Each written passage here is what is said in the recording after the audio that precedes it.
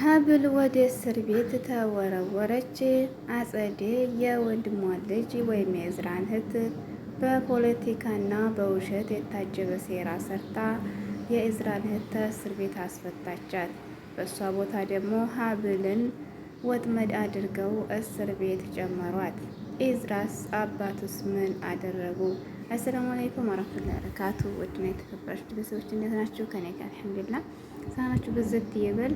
ሰብስክራይብ ያደረጋችሁ አበረታቱኝ። ባለፈው እንግዲህ የእዝራ እህት በማህደር ሞት ተጠርጥራ ፖሊስ አጣርቶ እንግዲህ ወደ እስር ቤት ሄዳ ነበር ማለት ነው። እሱም ደግሞ የገዛ አባቷ ነበር የጠቆመባት እንግዲህ ማህደር ለማስገደል እና ለጥቁም ደግሞ ሀብልን ለማስገደል እንዲሁም ወይዘሮ መነንም ከቤት ለማስወጣት የምታደርገው ጥረት እንግዲህ እናም እንግዲህ ቢኒያም የሚባል ልጅ እንግዲህ ጋር በስልክ ስትቀያየር ሰምቷታል። ስታወራ ማኑ የእዝራ አባት ሰምቷት እንግዲህ ማህደርን ሊገላት እና ከዛ በሀብል የምትከትፍበትን ቢላዋ እንግዲህ ይዘው ሄዱ።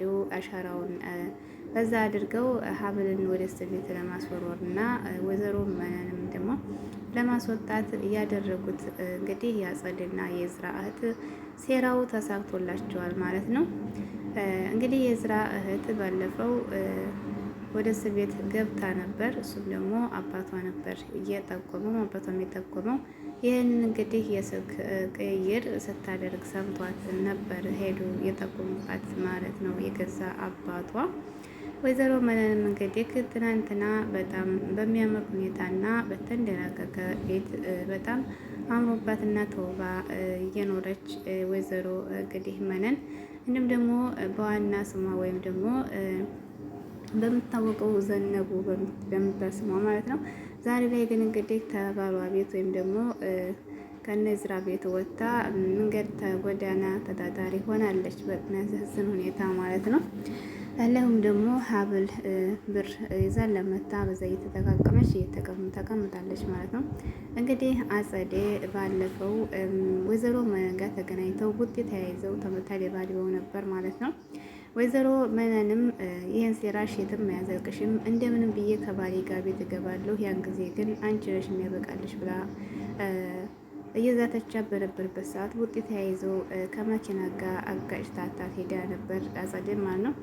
ከዚያም በኋላ ወይዘሮ መነን ተተለች በኋላ እንግዲህ አጸዴ ግዴታ ወይዘሮ መነንን ወጥመድ ለማድረግ ፈለገችና ጭንቅላቷን በድንጋይ መታ እንዳለ ሰውነቷ እንደመደብ ለቃቃ ከወንድሟ ቤት ሄደች። ወይም ደግሞ ከቤት ማሄዳ እዝራ ቤት ምን ሆነች ነው ስላት ወይዘሮ መነን አስደበደበችኝ ሀብልን ጨምራ ከእናትሽ ጋር ተመሳጥረች ብላ ሀብልን ለማስወጣት እንግዲህ ሴራዋ ተሳካላት ማለት ነው። እናቴ እንደዚህ አታረግም፣ አንቺም እና ወይዘሮ መነንም የእዝራን ሀብት ፈልጋችሁና የእዝራን አባት ሀብት ፈልጋችሁ ወጣችሁ አንድ ናችሁ ብላ ሀብልም ደግሞ መሰከረችባት።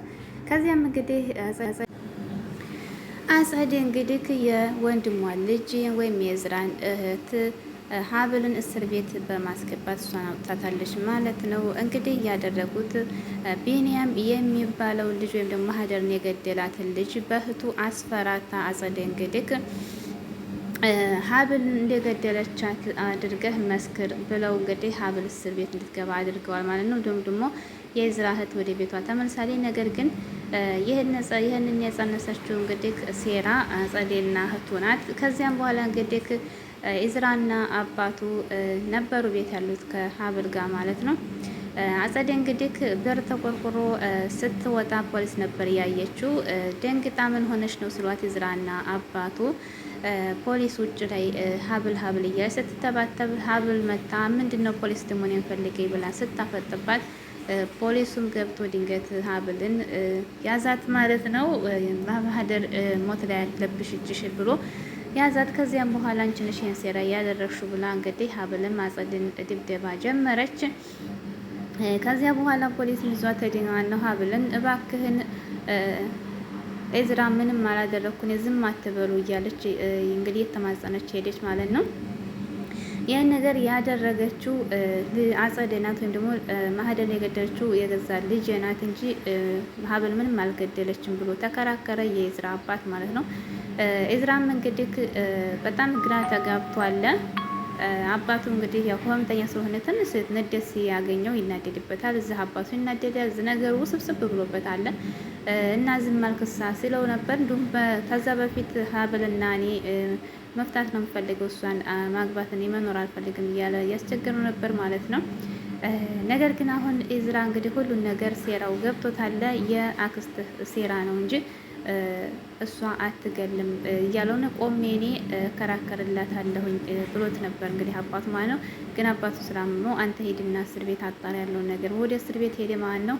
ሀብልም ኤዝራን እንዴት መጣህ ስትለው ያለውን ነገር ነገረችው። እኔ አልገደልኩም፣ እኔ እንኳን ሰው ልገል አይደለም ዶሮ ስታረድ ማየት ማልፈልግ ሰው ነኝ ብላ እንግዲህ አሳመነችው ማለት ነው። ይሄን ነገር እንደው አንድ ነገር ላሰግርህ፣ እስር ቤት መሆን እንዲሆን ታልፈለግ ቢኒያም የሚባል ልጅ ያለው ነገር አጣራ ብላ ነገረችው። አጣራሉ፣ ችግር የለውም። ጸደም እንግዲህ የሀብል የሚስት ፍቅረኛ ነው፣ መጀመሪያ ፍቅረኛ ነው ብላ እንግዲህ እያጣለች ነበር።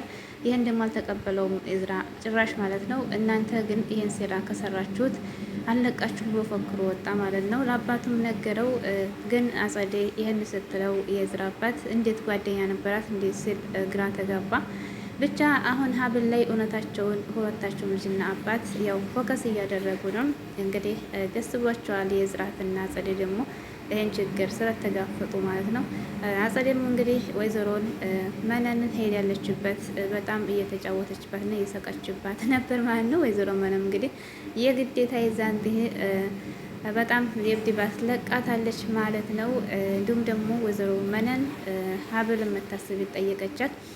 በስተመጨረሻ ቤት ሆነ ስራሽ አይደል እኔን ሳሰሚ ቀርተሽ እያለች አታይም እንዴ ኃጢአትሽና ስራሽ ነው እንደዚህ ከሰውነት ያወጣሽ ብላ ሀብልም እያለች ነው። ካሁን በኋላ እንደውም እዚህ ግድ እንዳትመጪ ብላ በጣም ተለያዩ ማለት ነው። እንግዲህ አጸዴ ስራ አሁን ላይ ሀብል እስር ቤት መግባቷ በጣም ደስ ብሏቸዋል የዝራት ማለት ነው። እንደዚህ ይሄን ነገር ግን ይቀጥላል ስትላት አይ ይሄ ቢኒያም የሚባል ልጅ ሄዶ ሀቁን ቢናገር ሳያለች የዝራ አስፈራኝ እህቱን ይዤበታለሁ ስለዛ አትጨነቂ ለዚህ ነገር እያሉ እንግዲህ እየተደሰቱ ይገኛሉ። ያለውን ነገር ደግሞ እንግዲህ እያጣራ ሄዶ ከፖሊሱ ጋር አውርቷል እዝራ ማለት ነው። ትክክለኛ ሀብል እንደማትገልና የአክስቴ ሴራ እንደሆነ እደርስበታለሁ ትንሽ ጊዜ ስጠኝ ብሎ ከፖሊሱ ጋር ወጥቷል ማለት ነው። እንግዲህ የዝራ አጣርቶ ነገር እንደሚደርስበት እርግጠኛ ሆኖ አለ። አባቱም ደግሞ በሷ በሀብል በጣም ይተማመናል። እንግዲህ ፍትህ ለሀብል ማለት ነው። ሀቅ ተደብቃ አትቀርም። አጸዴና የኤዝራት እንግዲህ መልሰው እዛው በውሸት የገነቡት ጉድጓድ ውስጥ እነሱ ይገባሉ ማለት ነው። ሀብል ደግሞ በደስታ ትኖራለች። ኤዝራ አሁን ሀብልን ሳይወዳት አይቀርም። እስከዛሬ የሚጮህባትና የሚገለምጣትን ኩፍፊት እያየ እየተሰቃየ በፍቅር ይመስላል አሁን ማለት ነው። መጨረሻው ያምራል እንላለን።